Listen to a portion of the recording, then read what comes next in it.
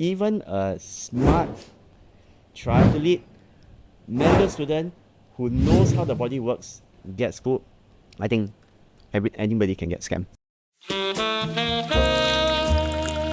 Okay, hi everyone, and welcome to the first episode of Spilling the Tea with Halley's.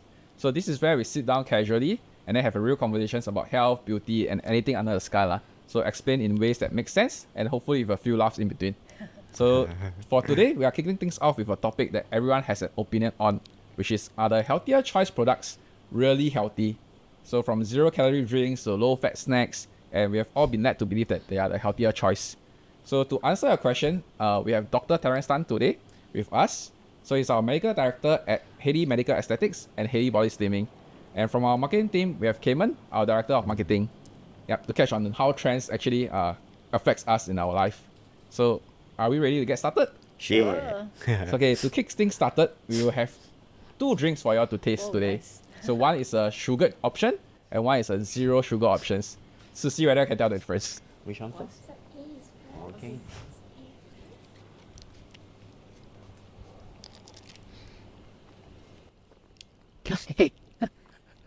This is where you must Sugared drink. Coke. You must drink the second one first. If you can be good.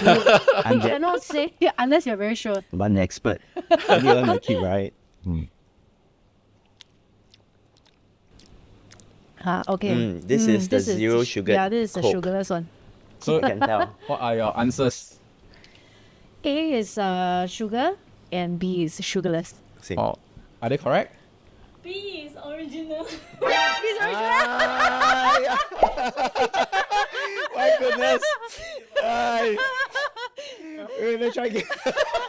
Try again, let me try again. No. Did I say that? I said it wrongly. It's my fault. No, I meant. Never mind. It's okay. I just so anxious in front of camera. It's not something. She really switched. Is B really the B is original. B is the original option and A is the sugarless Yes, option. See, I knew it. See, So nowadays even the experts can be tricked. so the sweetener has been quite good nowadays. Maybe they make some modifications to it so that you can't even tell the difference now. Yeah, for sure. I think you remember, well, at least I remember from really a long time ago, the first generation of sugar substitute drinks like Coke Light that came out. They were absolutely horrible. I think really very few people would really enjoy drinking it. But throughout the years, they changed from saccharin to aspartame, and they refined the formula. Even expert like me. Although it's just kidding, I could tell. You have to give some chance to Khay Mun who tells you that's that right. already. we needed the misled audience you. to laugh a bit, right? Yeah, of course I could tell, but That's exactly how the marketing actually makes us change things differently. yeah. So it's so good that well, I think that is really quite nice, right? Yep. There are some controversies that remain in terms of sugar Yes. substitute drinks. Correct.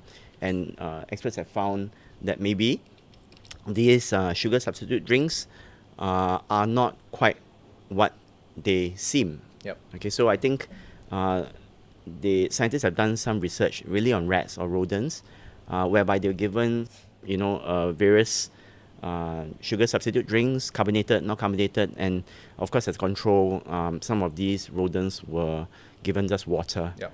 And they found that the weight between the control group and the sugar substitute group really wasn't any significantly different. Yeah. Yeah, so I think that they might be thinking that maybe there are certain things within these sugar substitutes that is causing the rodents to not lose weight. I mean, if the diet's the same, the rodents are randomized. One's given plain water, one's given sugar substitute, one's given high sugared drinks. Yep. In essence, I think the rats with the high sugar drinks should be heavier than those taking either water or sugar substitutes. But they found that sugar substitute group didn't really wasn't really lighter than the full sugared drink group, and they thought that maybe these sugar substitutes might cause some things within the body. Yep. Namely, it stimulates the appetite through this gut hormone called ghrelin, and that also affects the insulin and other cascading effects, increasing appetite and also having a little bit more build-up of weight. Yep. And therefore, the verdict is still out there whether it is effective or not. But personally speaking, for me, it really didn't make that much of a difference either. Actually, what you mentioned kind of brought up a example or brought up something that I that happens to me on a regular basis when I eat oily foods like fried chicken or like McDonald's, like, fast food. I find that I want to drink a soft drink, right? Because it takes away the oiliness or it makes it more yummy. Cleanse the oil away, That's right. And then when I drink, then I tend to eat more fried food. So maybe that is the relation between, because I think it's healthier by drinking, sugar-free soda, and then I eat, and then I drink, and then I eat more. So maybe there's a relation there. Yeah, I think so. I think compensation in terms of psychology Yep. is a big thing. Yeah. So if I think that I can save on this, I can indulge on that. And in general, I think as in most things in life, it doesn't work that way.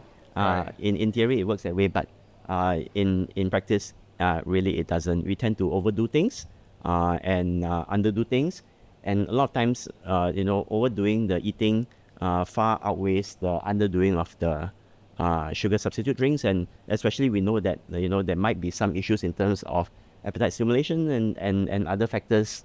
Taking these sugar-free substitutes.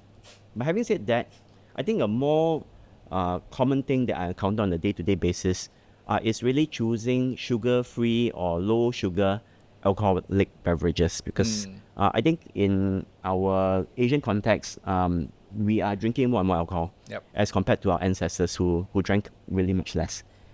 And a lot of people do choose, being modern people and clever people, a lot of people like us would choose low carbohydrate drinks. So instead of having beer, we smash ourselves with whiskey or wine or something like that. Yes.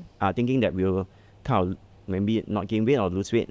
But that's not going to happen because number one, alcohol actually does contain more calories than carbohydrates. So if you drink 1 gram of alcohol, you actually get more energy than 1 gram of sugar. Right. So that's number one. Number two, when you have alcohol, you get inebriated and you tend to forget that you don't want to take. And socially, in those circumstances, you tend to want to eat certain snacks, bar foods, or if you're having a main meal, you might just eat more. Yes. And in general, I don't think that really is the solution. Best to drink in moderation and not be too selective about high or low carbohydrate drinks. Yep. Just akin to what we were talking about in terms of zero-calorie beverages, like what Khay Mun said. So everything in life, there's always genes versus environment. And more doctors are thinking that it's the genes which are making the biggest contribution, and environment being a smaller contribution. So it sounds fatalistic, but in a way it's true. But even if the environment is of a smaller contribution, it can be addressed. So I'm not a nutritionist, neither am I a dietitian.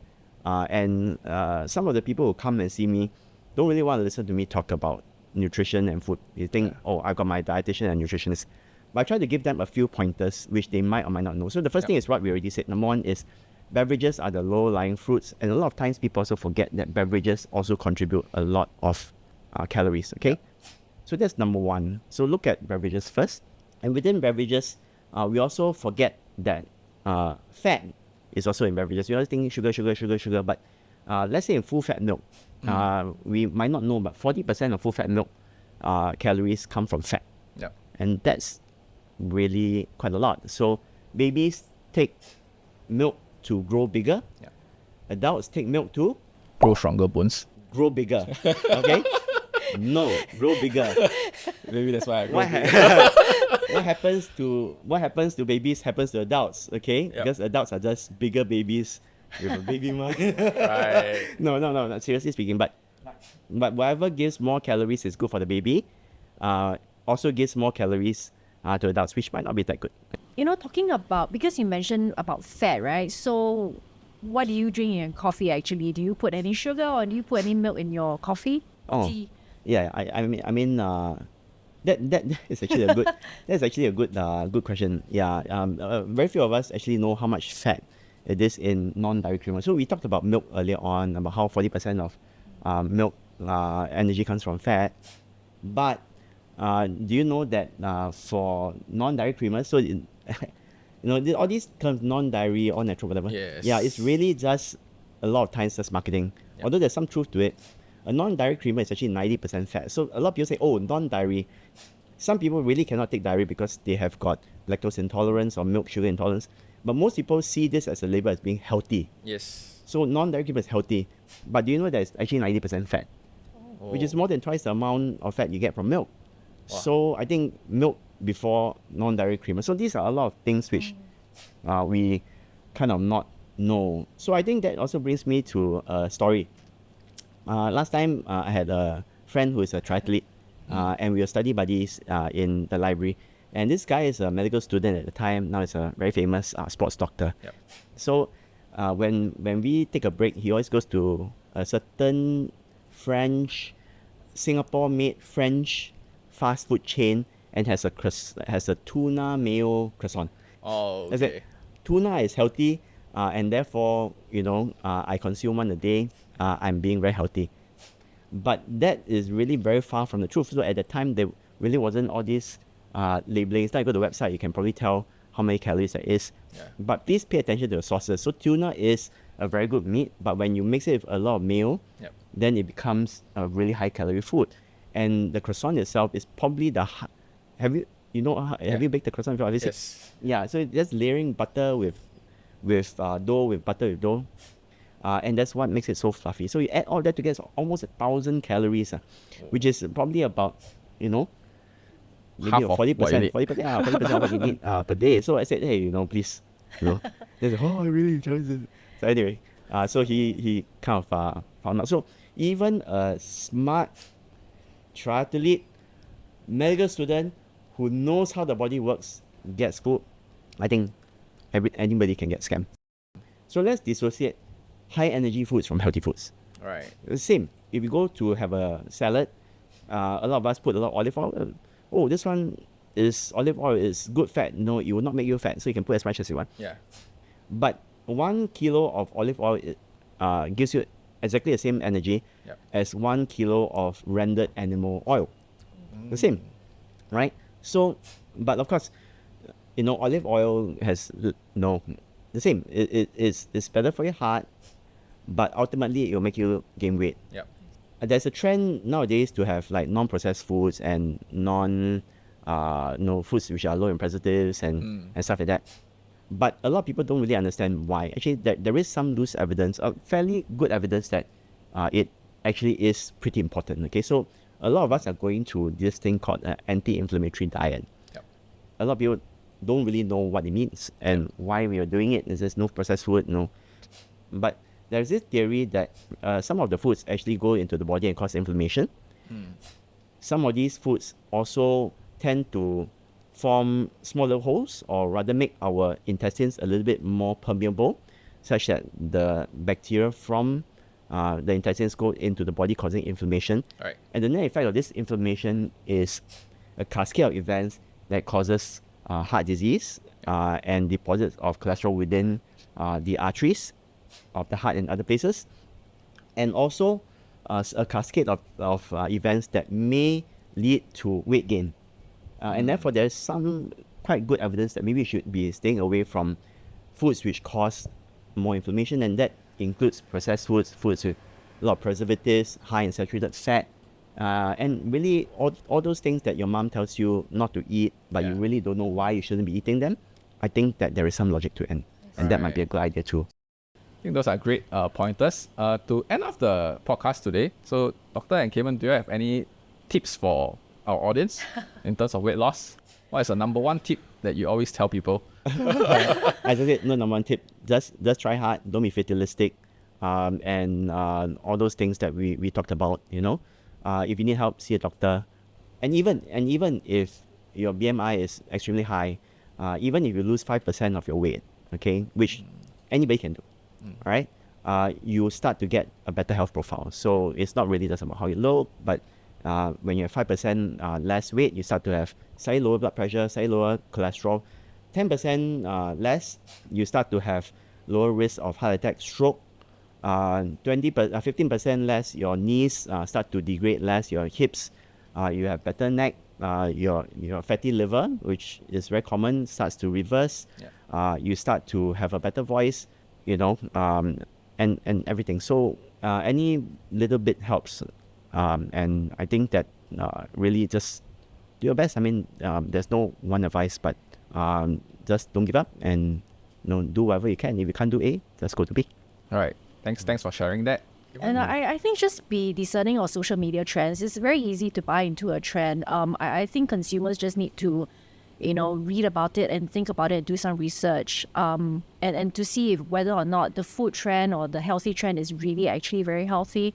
But also at the same time, don't beat yourself over it if you eat more fried chicken than you intend to in a day. I mean, don't beat yourself over it. I guess everything in moderation. Yep. If we don't do it today, go and see a doctor the next day and then just get some help lah. So I think all in all, just don't buy into social media trends and just do your own research and read up. I think that's all the time we have for today. So if anything else, if there's one big takeaway that we have for today is that even for healthy food, you shouldn't overconsume. Everything in moderation. Yep. So I think that's all that we have for the time today. And thank you for joining us. And Wait, yes, don't they need to subscribe? yes, they need to. Maybe doctor, you want to do the Almost forgot. Please subscribe. Wherever the bell is, wherever the whatever is, just click it, please. yes. So if you enjoy our show today and you want to have more comments or questions, you can just leave it in the comment box below. And remember to subscribe, like, and follow us. Thank you. So, as a mother, for all those mothers or parents out there, what would you say? Yeah. I'll say just subscribe to this podcast. Ask them to please watch this, okay? And whatever bells that comes out along the way, any subscribe and whatever, just do it. It'll be okay.